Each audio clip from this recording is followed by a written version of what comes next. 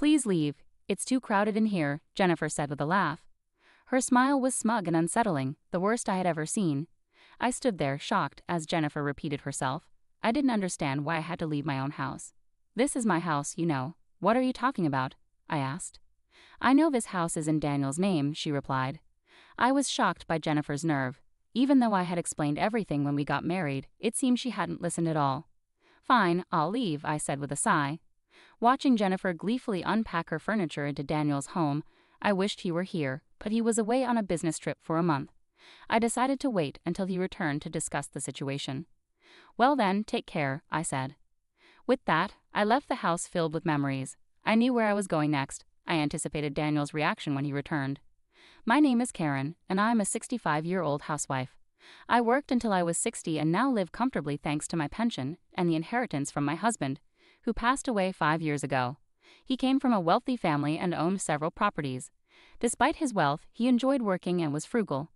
During the years we raised our child, there were times I got frustrated with my husband for being so focused on work, but I always admired him for taking on challenges with a smile.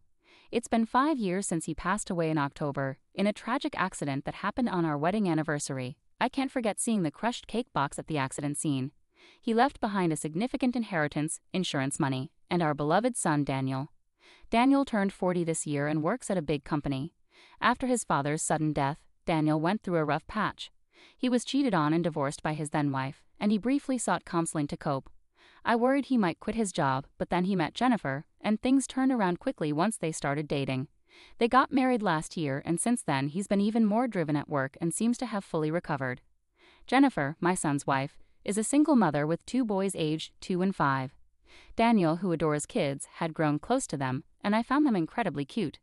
Daniel couldn't have children due to an illness in his childhood, so the idea of having grandchildren filled me with joy. I thought Jennifer was quite generous, although she occasionally said things that surprised me. Overall, I believe she had a good heart. Daniel and everyone else seemed to agree. It never occurred to me that things could turn out the way they did. After their marriage, Daniel and Jennifer moved into a property near our house. I had suggested they live in one of my husband's houses. We want to start in a home we've chosen ourselves, Daniel insisted. He explained that Jennifer had a preference for cute things, and none of the available properties matched her tastes. When I first heard this, I was puzzled, but since they were newly married with children, I decided not to dwell on it, thinking they deserved to enjoy their preferred lifestyle. Daniel was often busy with work and traveled frequently. During his absences, Jennifer would bring the kids over for dinner. The grandchildren were well behaved, but Jennifer's behavior was quite different. She helped herself to food and often went through our closets without asking, even entering our bedroom to take my jewelry. This shocked me, and I felt the need to confront her about it. Jennifer suddenly burst into tears. I just wanted us to get along. Please don't hate me. Faced with Jennifer's tears, I found myself comforting her instead of addressing the issue. I chose not to tell Daniel about what happened, and since Jennifer didn't take anything else after that, I decided to keep the incident to myself. About 6 months into their marriage, Jennifer started sending her kids over to stay with us frequently. She would call abruptly the day before and hang up quickly, making it hard to say no. Reluctantly, I found myself taking care of the kids each time. Although they remained obedient, their table manners had noticeably deteriorated since we first met. They ate loudly and often spilled food outside their plates, despite being well behaved before. I had to remind them repeatedly, but they would only listen temporarily before slipping back into their old habits during the next visit. This routine left me feeling frustrated. Jennifer appeared unconcerned and would drop off her children at our home and leave quickly. Initially, Jennifer would visit with the kids, but after a few times, she started sending them over alone. Jennifer, it's okay for the kids to come over, but I'd appreciate it if you could join them sometimes, I suggested. But I'm quite busy, Jennifer replied evasively. That night, Daniel called me unexpectedly. Hey Mom, could you try to be a bit more understanding with Jennifer? What do you mean? I asked, confused. I thought I had been quite kind to her, but Daniel seemed to have a different perspective. Jennifer feels pressured to visit often because she's afraid of being expected to help out like she had to in her previous marriage. She had a tough time with her ex-husband's family, so please go easy on her. Really? Okay, I understand. It seemed Jennifer had misunderstood my intentions. I responded to Daniel with mixed feelings, and the next day, Jennifer sent the kids over to our house again. As their first year of marriage passed, the children began spending half of each week with us. Meanwhile, Jennifer would only visit a few times a month, staying for about 10 minutes each time. I started feeling uneasy about Jennifer, who always seemed too busy to talk. When I asked the children about Jennifer's plans, they would look guilty and shake their heads. Initially, I tried asking a few times, but their reactions made me feel so guilty that I couldn't bring myself to pry further. Then one day, Jennifer unexpectedly came over with Daniel. We sat down for coffee and had a pleasant chat after a long while. That's when Daniel spoke up. "I have something to discuss," he said seriously. "The kids have really bonded with you, and I'm away on business trips often, so I can't spend much time with them. If you're okay with it, I'd like you to move in and help Jennifer out. What do you think?" "Move in? Well, what about Jennifer?" I was taken aback by the sudden suggestion of living together, nearly dropping my coffee cup in surprise. However, I kept my composure and turned to Jennifer. "Karen has always been a tremendous help, and I'd really appreciate her assistance," Jennifer chimed in. "Is that so? Well, I'll need some time to think about it," I replied. Daniel seemed pleased with my response. Knowing him, he must be concerned about my well-being too. I pondered over the proposal for a couple of days and eventually decided to accept. From there, we began clearing out unnecessary items and preparing rooms for Daniel's family and the children. With the kids' help, we finished cleaning up sooner than expected, although the effort left me with daily muscle pain. A stark reminder of my age. Despite the challenges, I successfully cleared out 2 rooms. As I busily cleaned, Jennifer didn't offer to help at all, which made me increasingly uneasy about living with her. Then came moving day. As the movers brought in boxes, Jennifer pulled me aside into the garden. With a puzzled expression, I turned to her, only to be met with a malicious smile. Then, unbelievably, she said something that left me stunned. "Please leave. It's too cramped in here," Jennifer laughed, her smile both smug and unsettling. I couldn't believe what I was hearing. Why was she asking me to leave when it was my house? I was bewildered. "This is my house, you know. What are you talking about?" I asked. "I know this house is in Daniel's name," she replied sharply. Jennifer's assertion left me feeling inwardly frustrated. Despite explaining everything when we got married, it seemed she hadn't paid attention at all. "All right then, I'll leave," I said with a sigh. I watched as furniture that reflected Jennifer's tastes was moved in, and she seemed overjoyed. It would have been better if Daniel had been there, but he was away on a business trip. He wouldn't be back for a month, so I decided to postpone any discussion until then. "Well then, take care," I said as I left the house filled with memories. I already knew where I was headed next. I eagerly anticipated Daniel's reaction upon his return. Without delay, I moved my belongings into my new home. The new home was a villa my husband and I had visited once, filled with memories, including where he proposed to me.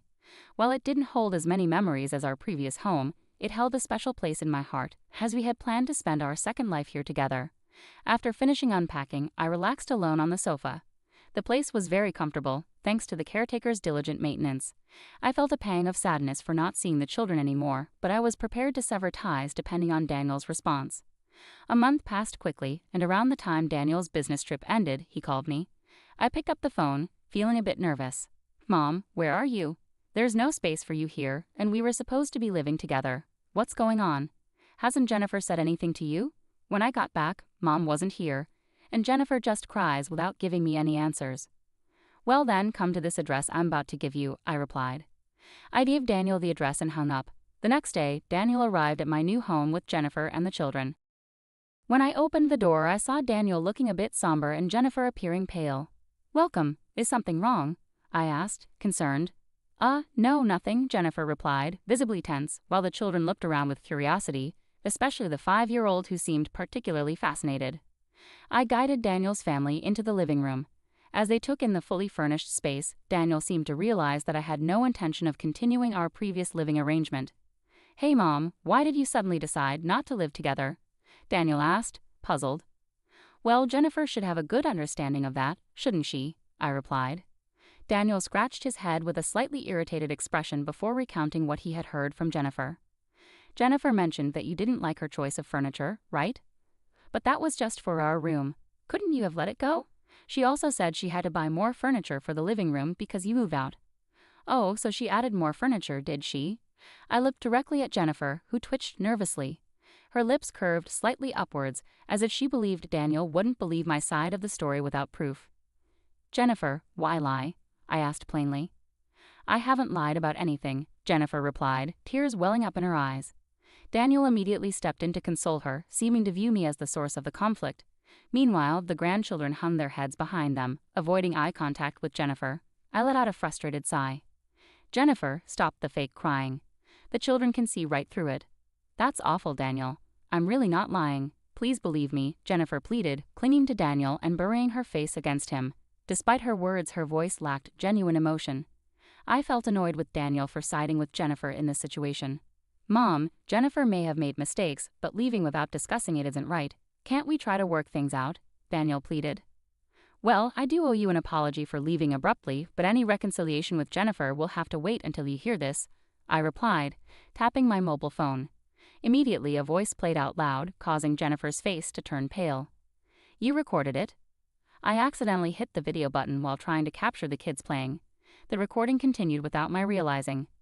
The voice from my phone sounded unlike Jennifer's usual tone, and Daniel looked bewildered, shifting his gaze between my phone and Jennifer. Jennifer was the one who asked me to leave. I was just following her instructions, I clarified. Is this really you, Jennifer? It can't be, Daniel demanded, pushing away from Jennifer, who clung to him, and asked her directly. However, Jennifer remained silent, staring at the ground. Daniel's frustration grew as he raised his voice, demanding answers from Jennifer. It's not true. Are you taking Karen's side? Jennifer managed to protest weakly, but the recorded voice clearly called out the children's names, leaving no room for doubt.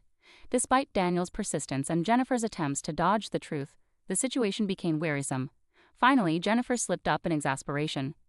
I never wanted to live with someone else in the first place. What? You were the one who wanted Mom to live with us, Daniel said, clearly shocked by this revelation. Jennifer defiantly explained her reasoning. Exactly. I couldn't understand why Karen was living in a house under your name while we had to rent. I wanted a home of our own. It appeared Jennifer was worried about being judged for living in a rental property after marrying again. Daniel had leased a luxurious condominium in the area, which cost around $4,000 per month. Despite this, Jennifer seemed to look down on it simply because it was a rental. This attitude caused me a different kind of frustration. Jennifer glared defiantly at me, and now Karen is harassing me. This is the house I've always dreamed of. Why are you living here? Daniel looked perplexed by Jennifer's accusation.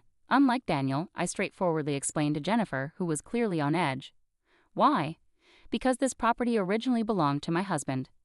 That's a lie because this place is, Jennifer started, possibly thinking of the caretaker or something else she was mistaken about. I showed Jennifer a photo on my mobile phone. Upon seeing the person in the photo, Jennifer exclaimed, "Father?" My husband had passed away before Daniel remarried, so Jennifer had never met him. She had never referred to my husband as father. Therefore, the father Jennifer mentioned must be the children's paternal grandfather. The photo captured Jennifer's father-in-law and me shaking hands. It was taken as a memento when we moved in. Jennifer looked at me, her face turning pale. How do you know him? How? Because he's the caretaker here, of course, I replied calmly.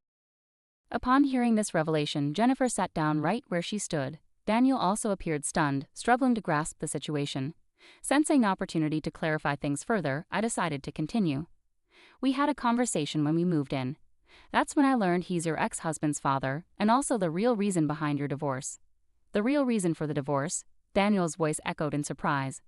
Jennifer, no longer trying to pretend, became visibly flustered by my words. Karen, there must be some misunderstanding.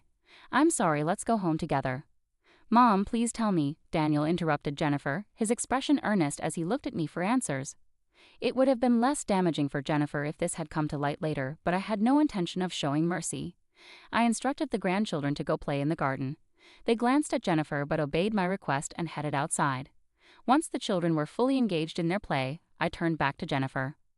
I heard from Jennifer that her divorce was due to her husband's infidelity, but in reality, it was Jennifer who had an affair.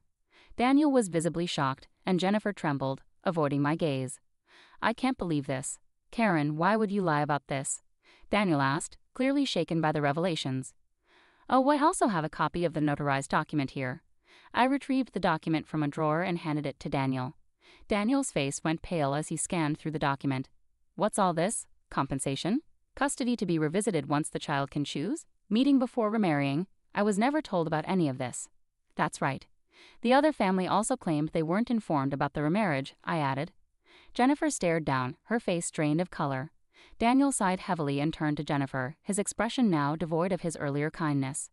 Remember when I got divorced because I was cheated on? What did you say then? That the one who cheats is entirely at fault, right? Unforgivable, right? Yeah, Jennifer muttered quietly. Daniel's voice grew heated in response to Jennifer's silence. So the story about divorcing to escape from your husband's infidelity and extreme control, putting the kids at risk, was also a lie. What's that about?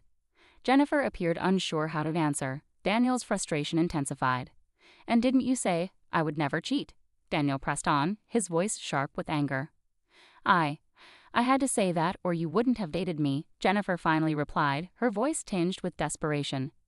Right, of course, Daniel retorted sharply, not letting Jennifer finish. Daniel was visibly agitated, his breathing heavy with emotion. Jennifer, on the other hand, began to sulk defiantly. I've heard you've been declining visits since you started dating Daniel and apparently leaving all the housework and childcare to his family. And now you're trying to blame me after remarrying. Why are you making unnecessary accusations? Jennifer shouted at me, her voice loud and defensive. Daniel gave Jennifer a cold, distant look. Her unguarded outburst had shattered the image she had maintained. It's over between us. Let's get a divorce, Daniel stated firmly. No, I don't want a divorce, Jennifer pleaded, clinging to Daniel, who tried to shake her off impatiently. Despite his attempts, Jennifer persisted. Just as Daniel's frustration seemed ready to boil over, an unexpected voice intervened. Mom, you're saying the same things you told Dad. You've got a new boyfriend now, so stop bothering Daniel. Michael, Jennifer's eldest son, spoke with a surprising maturity for his young age. His sudden return from the garden surprised not just me, but everyone present. What? Why are you saying unnecessary things, Michael? Jennifer snapped, clearly caught off guard by her son's unexpected words. What do you mean by a new boyfriend? Daniel asked, squatting down to look at Michael, clearly perplexed. Michael spoke again, maintaining his composure.